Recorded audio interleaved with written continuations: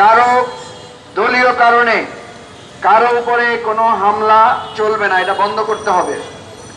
আবার একজন রাজনৈতিক ব্যক্তির অপরাধের জন্য তাকে যদি দোষী করা হয়, তিনি যদি আবার সেই রাজনৈতিক পরিচয় গোপন করে তার ধর্মীয় পরিচয়টাকে সামনে আনেন, তাহলে সেটাও আমাদের জন্য কাঙ্ক্ষিত হবে না।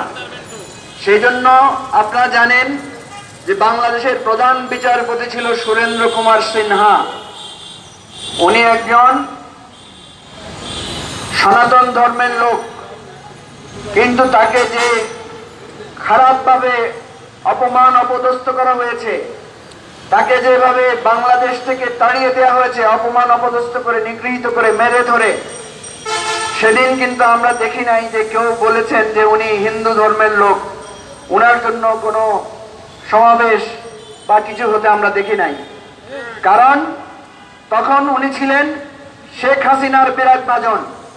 শেখ হাসিনার বিরাগভাজন হওয়ার কারণে উনার কোনো ধর্মীয় পরিচয় সামনে আসে নাই, ধর্মীয় পরিচয় অধিকার নিয়ে কেউ কথা বলেন নাই। একইভাবে একই ঘটনা বহুবার আপনারা দেখবেন। সুতরাং প্রিয় বন্ধুগণ, আমরা বলবো যে আমাদের এই সাম্প্রদায়িক সম্প্রীতি রক্ষা করতে হবে। রাজনৈতিক সংকটের মধ্যে ধর্মীয় বিভাজনকে টেনে আনা যাবে না। এখন আমাদের পঞ্চম দফা আহ্বান, পঞ্চম দফা দাবি তুলে ধরার জন্য আহ্বান করছি আমার বাংলাদেশ পার্টি এবি পার্টির সংগ্রামী যুগ্ম সদস্য সচিব ব্যারিস্টার আসাদুজ্জামান ফুয়াদকে। ব্যারিস্টার আসাদুজ্জামান ফুয়াদ।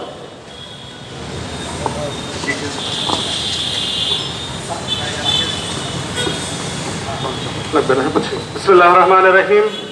প্রিয় দেশবাসী, আসসালামু আলাইকুম ওয়া রাহমাতুল্লাহ।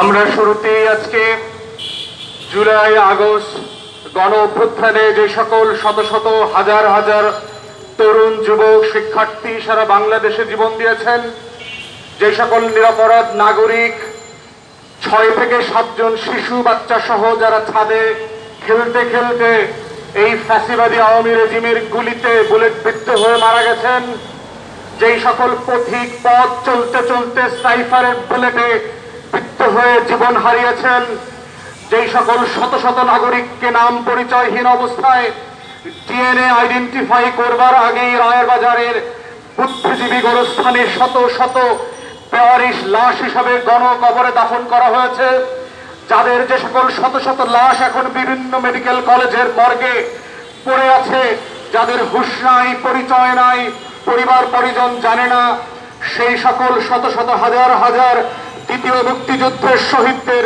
রুহের মাগফিরাত কামনা করছি, শ্রদ্ধার সাথে স্মরণ করছি। বাংলাদেশের জুলাই আগস্ট গণ অভ্যুত্থানে সারা বাংলাদেশের লক্ষ লক্ষ নাগরিকরা যেভাবে পথে নেমে এসে বাংলাদেশকে এই দিল্লির দাসত্ব থেকে, আওয়ামী ফ্যাসিবাদ থেকে মুক্ত করেছে, সেই মুক্তিযোদ্ধাদেরকে, যাদেরকে সময়ের ব্যবধানে আমরা কমিশন গঠনের মধ্য দিয়ে বীর শ্রেষ্ঠ, বীর বিক্রম, বীর প্রতীক এবং বীর উত্তম উপাধিতে আমরা সম্মানিত করব। আমরা স্মরণ রাখবো সেই সকল ছাত্র যুবকদেরকে যারা আজকে ট্রাফিক সিস্টেম ডিসিপ্লিন করবার জন্য দিন রাত খেটে খেটে নাগরিকদেরকে, ট্রাফিক পুলিশকে সাহায্য করছে। আমরা স্মরণ করছি সেই সকল মানুষদেরকে, মা বোনদেরকে যারা মিছিলে সন্তানদেরকে নিয়ে আসছেন।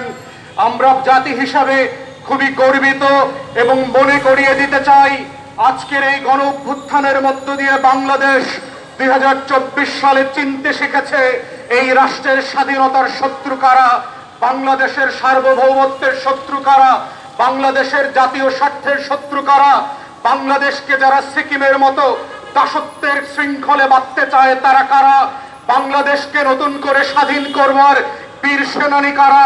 এই বাংলাদেশ আহত হলে বাংলাদেশের সীমান্তের দিকে যদি কেউ ভ্রুকুটি তুলে তাকাতে চায়, সবাইকে জানিয়ে দিতে চাই, বাংলাদেশের লক্ষ কোটি আবু সাইদের মুক্তরা বুক পেতে দিয়ে এই লাল সবুজের পতাকা আর সীমান্তকে বাঁচিয়ে রাখবে।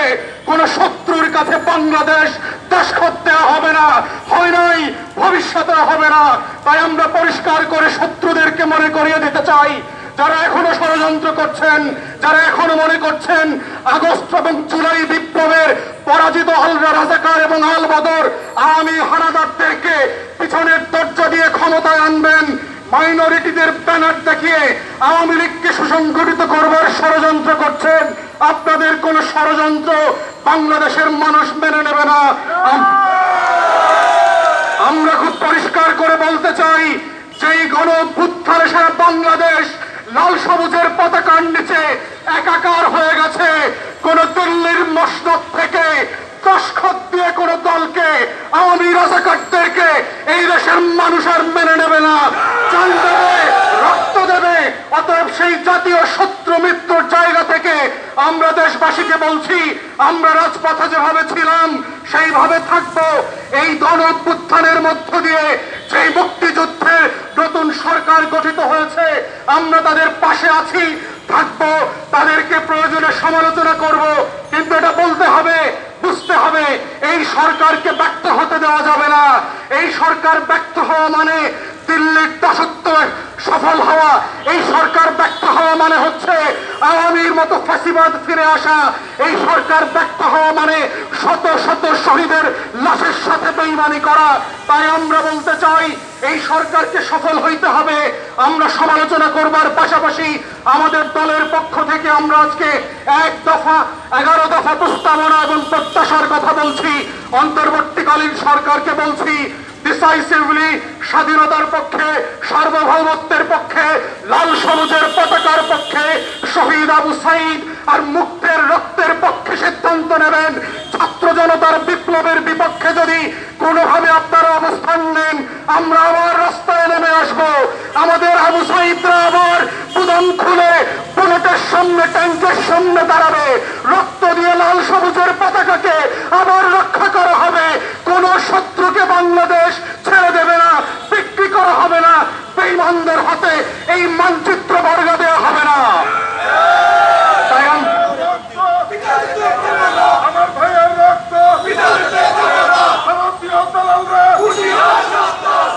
তাই আমরা ইতিমধ্যে দাবি করেছি, আপনারা দেখেছেন জাতিসংঘের স্থানীয় আবাসিক প্রতিনিধিদের সাথে আমাদের সাক্ষাৎ হয়েছে।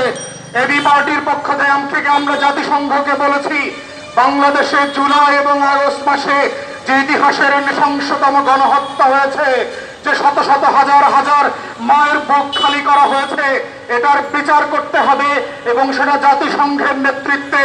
ওনারা আমাদের প্রস্তাবে রাজি হয়েছে।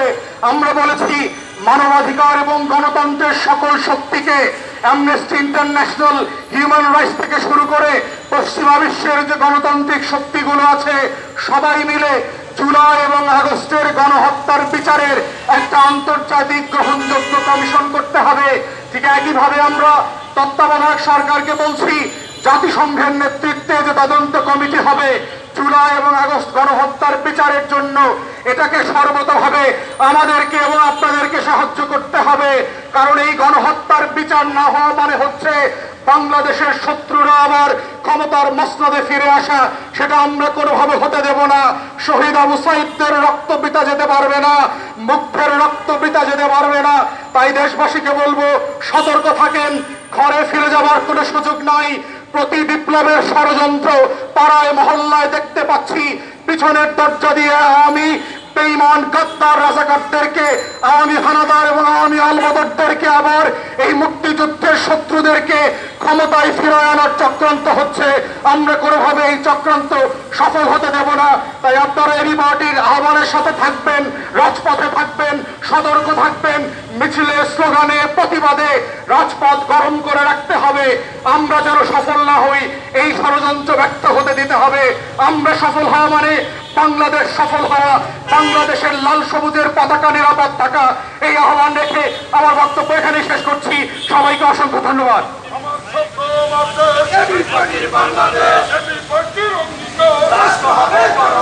সংগ্রামী সাথী ও বন্ধুগণ, এখন আমাদের